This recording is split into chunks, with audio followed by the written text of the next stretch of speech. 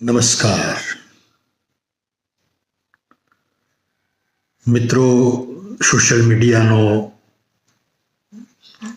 યુગ ચાલી રહ્યો છે. ફોલોઅર્સનું એટલું મહત્વ વધી ગયું છે, પણ ફોલોઅર્સને પોતાની ડ્યુટી, પોતાની ફરજ શું છે એનું થોડું જાણી લેવું જોઈએ. આપણે જે વ્યક્તિને ફોલો કરીએ છીએ, શું એના રૂપથી કરીએ છીએ? આપણે જોયું,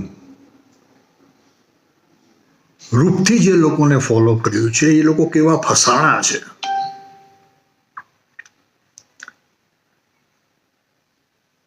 એક આંતરિક રૂપ હોય છે સર, જેની વિચારધારા, જેની વાણી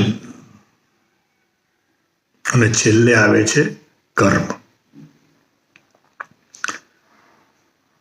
ગ્રંથોમાં, શાસ્ત્રોમાં લખ્યું બહુ સુંદર, कर्मणे वाधिकारस्ते मां फलेषु कदाचन. आपका अधिकार केवल कर्म करने में है, उसके फल में नहीं. जो तुम्हारी आसपास मीडियाમાં કોઈ એવો કર્મનિષ્ઠ વ્યક્તિ દેખાય, ઓળખાય, તો એને ફોલો કરવું જોઈએ.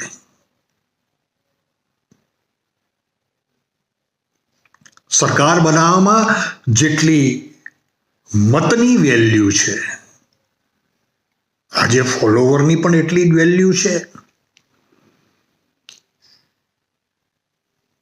આપણે ઘણીવાર આ વેલ્યુનો દુરુપયોગ થઈ જતો હોય છે. ખેર, હું જે સેવામાં છું, 2003માં મને વિચાર આવ્યો હતો, વૃદ્ધો અને યુવાનો વચ્ચે જે સંઘર્ષ છે એ વિષય ઉપર. આજે કદાચ વર્ષોથી ચાલતું હશે આ વસ્તુ, સંઘર્ષ, પણ આજે સોશિયલ મીડિયાના કારણે એની વધુ જાણકારી મળી મને. અને હવે તો ચરમસીમા પર આવી ગયું છે. આપણે થોડો તો વિચાર કરીએ યાર,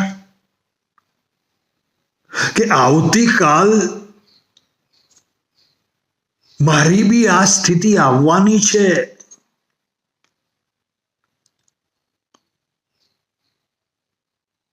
નો ડાઉટ, જેના સંતાનો આઉટલાઈન પર છે, જેના સંતાનો બેજવાબદાર છે, નશાબાજ છે,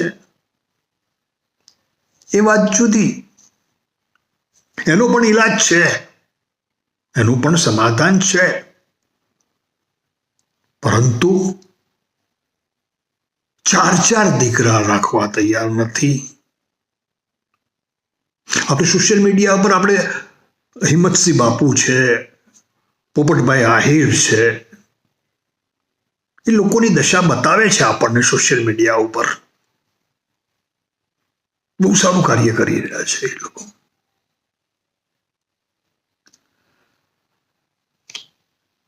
હું તો એટલું જ કહીશ વૃદ્ધોને પણ, કે વર્તમાનને સમજી લો, સ્વીકારી લો. અને યુવાનોને પણ અપીલ કરીશ કે જેમ બાળપણ હોય છે એ પ્રમાણે વૃદ્ધ પણ બાળક બની ગયું છે યાર. મને એવું લાગે છે યાર, કારણ કે આમાં કોને દોષ આપશું યાર. અમે છેલ્લા 20 વર્ષમાં મેં ઘણી કમ્પ્લેનો અને ઘણા લોકોના મતભેદો પર બહુ વિચારણા કરી, બહુ રિસર્ચ કર્યું, પર્સનલી મિટિંગો કરીને અમે જાણ્યું. એક તો કોમ્યુનિકેશન ગેપ એટલો બધો વધી ગયો છે.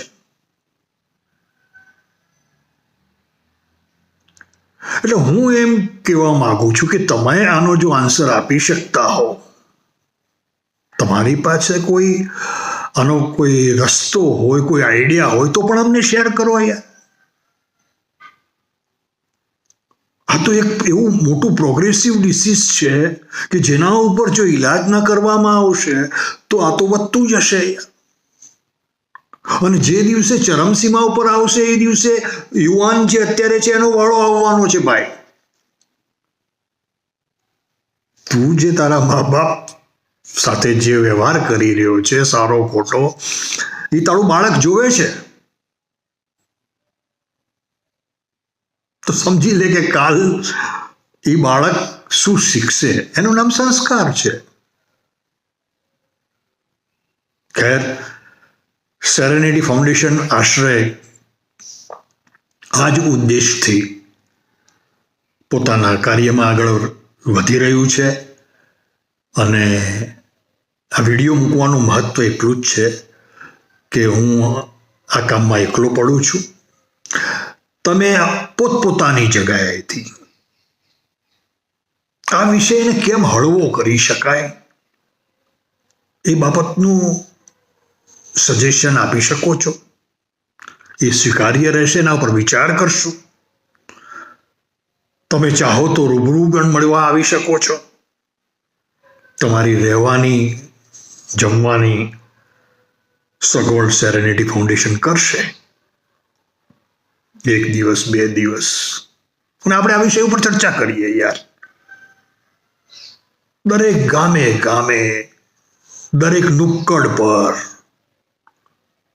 દરેક સિનિયર સિટીઝન ગ્રુપની અંદર, દરેક યુવક મંડળની અંદર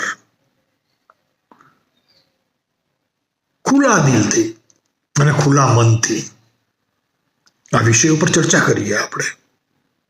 કદાચ આ મંથનથી કંઈક નીકળે એવી મને આશા છે. ધન્યવાદ.